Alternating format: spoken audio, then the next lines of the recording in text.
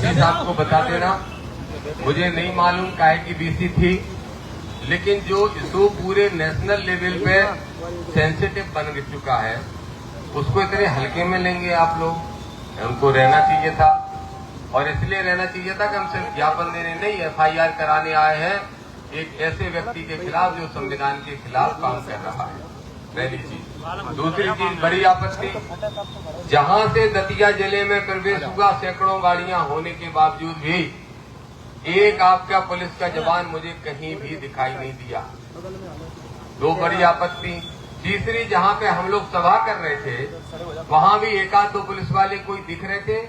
आपको मालूम है कि वर्ग संघर्ष की स्थिति ना बने ऐसा हम चाहते हैं, लेकिन अगर कोई आके जरा सा भी छींटा मार के चला जाता तो फिर क्या स्थिति होती? आप लोग बहुत हल्के में ले रहे हैं। This is not fair, very wrong. अगर आप कर रहे हैं तो ये सब रिस्पॉन्सिबिलिटी आपकी हो कि ध्यान रखिए, बता दीजिएगा अपने एसपी को। पहली चीज। दूसरी विषय यह है, अभी जब यहां से घुसा फिर रोक रहे। अरे इसी दतिया में आंदोलन कर करके बड़ा हुआ हूं मैं, 20 साल तक लगातार।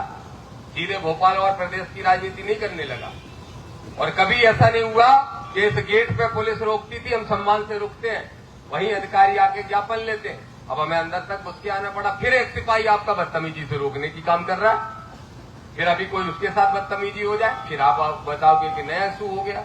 तो आप गंभीर लोग हैं, बड़े अधिकारी हैं, तो आपकी जिम्मेदारी ये बनती है कि आप इन छोटी छोटी चीजों का ध्यान रखें, अपने डीआई साहब को बोले, और ये आगे ध्यान रखना चाहिए। दूसरा विषय गंभीर जो है, आप जानते हो, आप सबको पता है, फिर भी मीडिया खड़ी है इसलिए हम दोबारा बता देते हैं। धीरेन्द्र कृष्ण शास्त्री एक यात्रा निकाल रहे हैं हिंदू राष्ट्र बनाने के लिए। वो यात्रा चूंकि हिंदू राष्ट्र के लिए है इसलिए गैर संवैधानिक है, क्योंकि भारत का संविधान ये कहता है, हमारे देश का जो संविधान का प्रियम्बल है उसी में ही लिखा है कि हम धर्मनिरपेक्ष हैं। तो एक धर्म की मांग को लेके एक धार्मिक यात्रा के माध्यम से निकालना ये शुद्ध रूप से गैर कानूनी है। दूसरा, जो भी वो यात्रा निकाल रहे हैं उसमें सांप्रदायिकता फैलाने वाला भाषण दे रहे हैं। अभी 4 दिन पहले थी, आप सबने देखा होगा, तो वो भी हमें आपत्ति है। खैर ये तो विषय हो गए कलेक्टर के, जो कलेक्टर साहब को भी आना चाहिए था। ये सब क्यों 25-50 हजार लोग नहीं कर सकते हैं? क्या नहीं समझ में आ रहा ना इन लोगों को?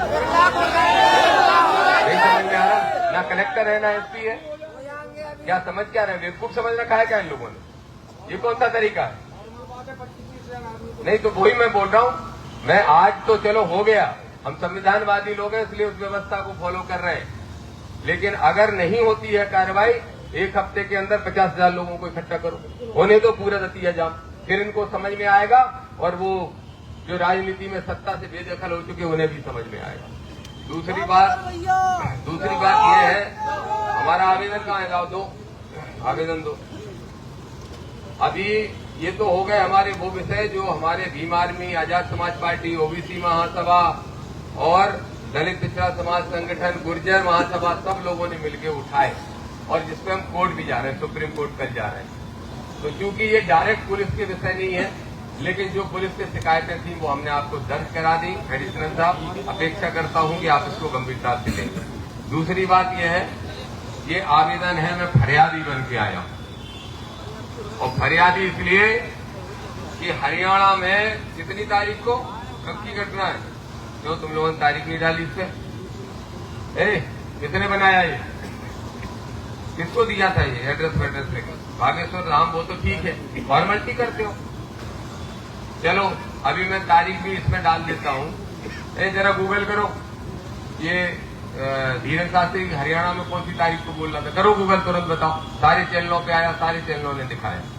धीरेन्द्र शास्त्री ने खुला मुझे जान से मारने की धमकी दी। धीरेन्द्र शास्त्री ने उस मंच से कहा कि अगर हमारे पास उनका नंबर होता तो हम फोन पे ही तो ठटरी वार देते।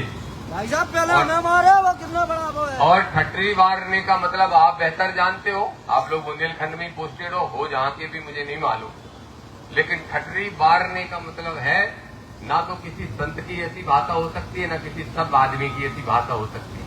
हमने यात्रा रुकवाने के लिए राष्ट्रपति को चिट्ठी लिखी, संवैधानिक तरीके से चल रहे हैं, और धीरेन्द्र क्या कर रहे हैं? ठटरी मार देंगे। तो मतलब हमें मार के जलाना चाहते हैं।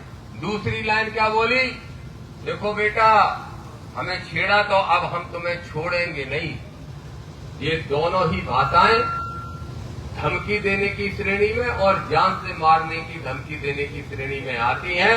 इसलिए हम लोग आए हैं FIR कराने सभी संविधानवादी। मैं यहीं का रहने वाला हूं, यही मेरा जिला है। मैं चाहता तो भोपाल में करता, दिल्ली में करता, लेकिन क्यों करूं, जहां मेरा जिला है वहीं मुझे FIR कराना चाहिए। इसलिए हम सब साथी आए हैं। आदरणीय हमारे RD प्रजापति जी आए हैं, विधायक बनने के पहले जिला पंचायत अध्यक्ष भी रहे, मंडी अध्यक्ष भी रहे, बहुत सारे पदों पर रहे। हमारे सत्येंद्र विद्रोही जी हैं, आजाद समाज पार्टी के प्रदेश अध्यक्ष आए हैं।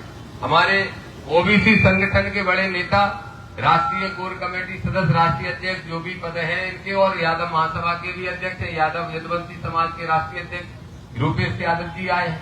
हमारे अनिल गुर्जर जी आए हैं जो कि हमारे आजाद समाज पार्टी युवा के प्रदेश अध्यक्ष हैं, और हमारे सब साथी आए हैं, गुर्जर महासभा के भी सब साथी आए हैं।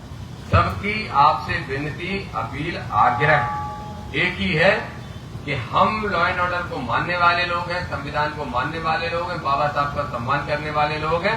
हम चाहते हैं कि धीरेन्द्र पे आप ही कार्रवाई कर दो, क्योंकि हमारी कार्रवाई ठीक नहीं रहेगी, गैर संवैधानिक हो जाएगी, और गैर संवैधानिक काम हम लोग नहीं करना चाहते। तो हम चाहते हैं कि आप FIR करो। क्यों भाई साथियों, सहमत हो? FIR होना चाहिए, ठीक है। वीडियो आपके पास उपलब्ध है कि मैं दूं? बताइए एडिटर साहब, अभी होना चाहिए। वीडियो आपके पास उपलब्ध है कि मैं दूं? सबके पास है। जो चैनल खोल लोगे, अभी रील भी बदल दोगे ना, तो हर तीसरी हमारी धीरेन्द्र की बहस की आ जाएगी।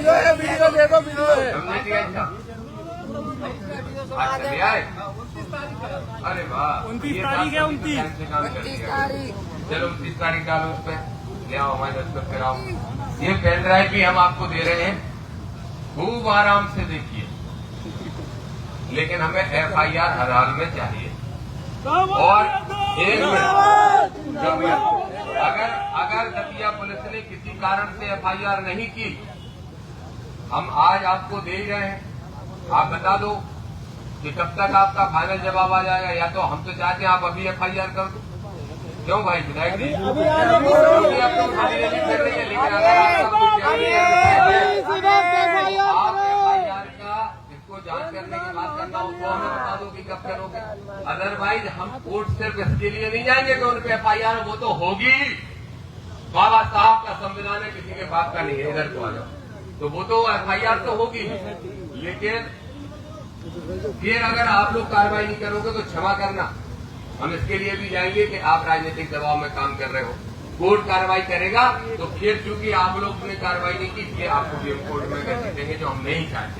तो हमारा आपसे आग्रह है, हमारा आवेदन पॉजिटिविटी के साथ, सकारात्मक सोच के साथ, मानवता की सोच के साथ, सारे दबावों को छोड़ के स्वीकार करते हुए हम लोगों को जो राहत चाहिए, जो न्याय चाहिए पुलिस से, वो देने का काम करें। ठीक है विधायक जी, यही विषय। बहुत समस्या है, पुलिस वाले सुनते नहीं है। संविधान के विरोध में कोई भी नहीं रह सकता। और आप संविधान के रखवाले, कानून के आप रक्षक हैं।